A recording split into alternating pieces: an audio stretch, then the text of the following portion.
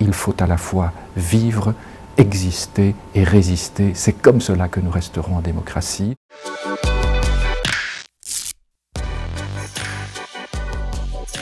La laïcité, c'est quand même un principe de séparation d'une sphère qu'on appelle temporelle et d'une sphère spirituelle. Et puis c'est aussi la séparation du théologique et du politique qui consiste à dire que l'organisation d'une société qui serait sur des bases religieuses ne peut pas prévaloir dans une société où les humains organisent eux-mêmes leurs droits et leurs devoirs. Et la laïcité organisée, eh bien c'est certainement dans l'histoire d'un pays comme le nôtre, la Belgique, un lieu où il y a eu des combats, des luttes pour des progrès, pour de grandes victoires aussi, pour faire en sorte que justement il y ait de l'égalité, une égalité vraie, une égalité stricte, qu'il y ait une plus grande solidarité et aussi qu'il y ait en fait ce que j'appellerais cette immanence de nos droits et de nos devoirs. Nous n'allons pas chercher nos lois ailleurs, dans des textes sacrés ou dans des textes spirituels, nous allons les chercher dans les structures mêmes du fondement de notre démocratie.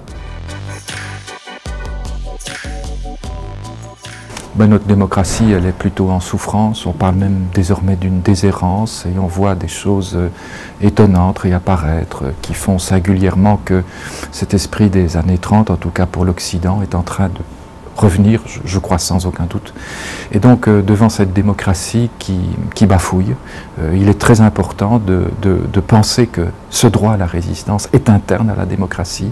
Le droit à la résistance, c'est le dynamisme d'une démocratie, c'est la façon dont on la revisite et dont à chaque fois on y adhère quand toujours se rejoue ce vieux problème qui était à l'origine de la démocratie, c'est-à-dire le moment où le tyran prend le pouvoir sur des questions d'absolu, sur des questions d'arbitraire, bafoue son peuple, bafoue les droits élémentaires, les droits de dignité, de liberté, d'égalité.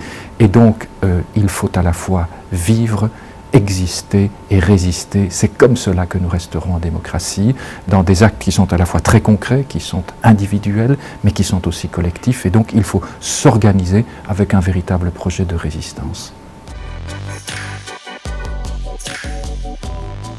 Ne choisissons jamais, gardons bien les trois, ils vont ensemble comme toutes les formes, par exemple, d'un triangle. Ne les séparons pas, il nous faut plus de liberté, singulièrement plus de liberté de conscience. Il nous faut de la fraternité, il nous faut de l'égalité et puis il faut beaucoup de solidarité, justement dans une démocratie qui est en souffrance, où nous voyons revenir les individualismes qui font que nous retournons chacun vers nos propres bulles et quelque part les réseaux sociaux nous y invitent souvent, mais nous avons besoin de grande solidarité humaine pour pouvoir porter des projets qui seront fédérateurs et qui vont nous permettre de continuer à vivre ensemble et mieux qu'avant.